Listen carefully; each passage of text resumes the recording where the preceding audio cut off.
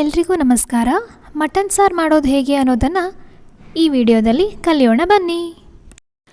ಒಂದು ಬಾಣಲೆಗೆ 2-3 table spoon ಆಗುವಷ್ಟು ಎಣ್ಣೆಯನ್ನು ಸೇರಿಸ್ಕೊಳ್ಬೇಕು. ಎಣ್ಣೆ ಸ್ವಲ್ಪ ಕಾಯ್ತಾ ಇದೆ ಅಂದಂಗೆ ಅದಕ್ಕೆ ಮಸಾಲೆ ಪದಾರ್ಥಗಳನ್ನು ಸೇರಿಸ್ಕೊಳ್ಳೋಣ. ಇಲ್ಲಿ ಮೊದಲನೇದಾಗಿ 5 ಲವಂಗನ ಹಾಕ್ತಾ ಇದ್ದೇನೆ. ಹಾಗೆ 1 ಇಂಚಾಗುವಷ್ಟು ಚಕ್ಕೆ, ನಂತರ ಅದಕ್ಕೆ 2 ಏಲಕ್ಕಿಯನ್ನು ಸೇರಿಸ್ಕೊಳ್ತಾ ಇದ್ದೇನೆ. ಹಾಗೆ 1 ಟೇಬಲ್ ಸ್ಪೂನಲ್ಲ, ಸ್ವಲ್ಪ ಕಡಿಮೆ ಆಗುವಷ್ಟು ಜೀರಿಗೆಯನ್ನು ತಗೊಳ್ತಾ ಇದ್ದೇನೆ. ಅದನ್ನೆಲ್ಲ ತಗೊಂಡು ಸ್ವಲ್ಪ ಅದಕ್ಕೆ 2-3 ಟೇಬಲ್ ಸ್ಪೂನ್ ಆಗುವಷ್ಟು ಕೊತ್ತಂಬರಿ ಬೀಜವನ್ನು ಸೇರಿಸ್ಕೊಂಡು ಚೆನ್ನಾಗಿ ಘಮ ಬರುವ ಹಾಗೆ ಅದನ್ನು ಸ್ವಲ್ಪ ಹೊತ್ತು ಸಣ್ಣ ಉರಿಯಲ್ಲಿ ಹುರ್ಕೊಳ್ಬೇಕಾಗತ್ತೆ. ಅದರ ನಂತರ ಬೆಳ್ಳುಳ್ಳಿಯನ್ನು ಸೇರಿಸ್ಕೊಳ್ತಾ ಇದ್ದೇನೆ. ಇಲ್ಲಿ 15-20 ಎಸಳು ಬೆಳ್ಳುಳ್ಳಿ ಇದೆ. ಹಾಗೆ 2 ಇಂಚಾಗುವಷ್ಟು ಶುಂಠಿಯನ್ನು ಕಟ್ ಮಾಡಿ ಅದಕ್ಕೆ ಸೇರಿಸ್ಕೊಂಡಿದ್ದೇನೆ. 1 ಈರುಳ್ಳಿ ತುಂಡನ್ನು ಸೇರಿಸ್ಕೊಂಡಿದ್ದೇನೆ.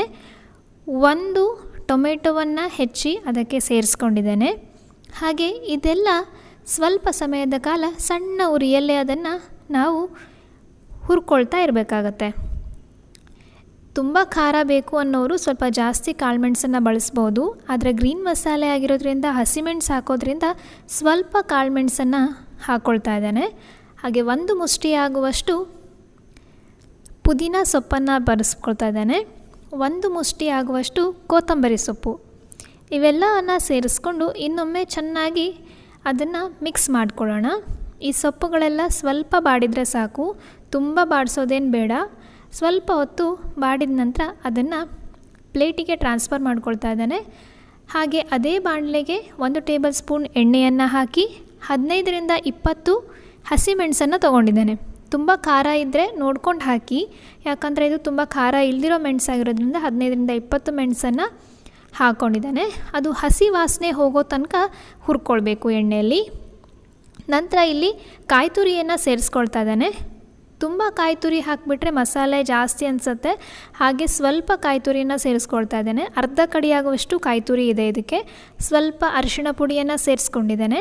ಹಾಗೆ ಇಲ್ಲಿ 1.5 ಸ್ಪೂನ್ ಆಗುವಷ್ಟು ಗರಂ ಮಸಾಲೆ ಪೌಡರನ್ನು ಹಾಕಿ ಚೆನ್ನಾಗಿ ಅದನ್ನು ಹುರ್ಕೊಳ್ಬೇಕು. ಅದಾದ ನಂತರ ಇದನ್ನೆಲ್ಲ ಮಿಕ್ಸಿಗೆ ಹಾಕಿ ರುಬ್ಕೊಳ್ಳೋಣ. ಇಲ್ಲಿ ಒಂದು ಕುಕ್ಕರಲ್ಲಿ 2 ಟೇಬಲ್ ಸ್ಪೂನ್ ಆಗುವಷ್ಟು ತುಪ್ಪವನ್ನು ಸೇರಿಸ್ಕೊಂಡಿದ್ದೇನೆ.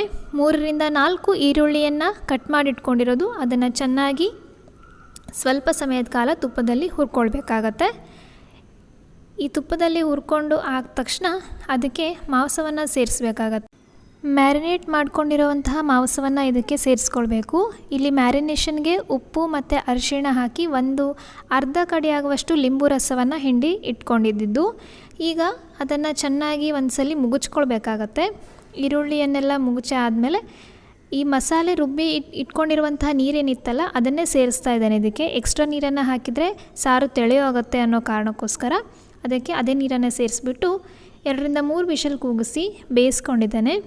ನಂತರ ಈ ಬೇಯಿಸಿರುವಂತಹ ಮಾಂಸಕ್ಕೆ ಪುನಃ ಆ ರುಬ್ಬಿಕೊಂಡಿರುವಂತಹ ಮಸಾಲೆ ಏನಿದೆಯಲ್ಲ ಆ ಮಸಾಲೆಯನ್ನು ಹಾಕಿಬಿಟ್ಟು ಕುಕ್ಕರಲ್ಲೇ ವಿಷಿಲನ್ನು ತೆಕ್ಕೊಳ್ಳುವಂಥದ್ದು. 1 ವಿಷಿಲ್ ತೆಗೆದ್ರೆ ಸಾಕಾಗತ್ತೆ ಮಾಂಸ ಬೆಂದಿದ್ರೆ. ಇದು ಹಾಗೆ ಕುದಿಸೋದಕ್ಕೂ 1 ವಿಷಿಲ್ ಕೂಗಿಸಿ ಈ ಥರ ಸಾರು ಮಾಡೋದಕ್ಕೂ ತುಂಬ ರುಚಿಯಲ್ಲಿ ವ್ಯತ್ಯಾಸವನ್ನು ಕಾಣಬಹುದು ನೀವು. ಇದು ಎಲ್ಲ ಮಾಂಸಗಳೆಲ್ಲ ಚೆನ್ನಾಗಿ ಮಸಾಲೆಯನ್ನು ಹೀರ್ಕೊಂಡಿದ್ದು ರುಚಿಕರವಾಗಿ ಬರುತ್ತೆ. ಹಾಗಾಗಿ ಇಲ್ಲಿ ನೋಡಿ, ಗ್ರೀನ್ ಮಸಾಲೆ ಇರುವಂತಹ ಮಟನ್ ಸಾರು ಸವಿಯಲು ಸಿದ್ಧ. Thank you for watching.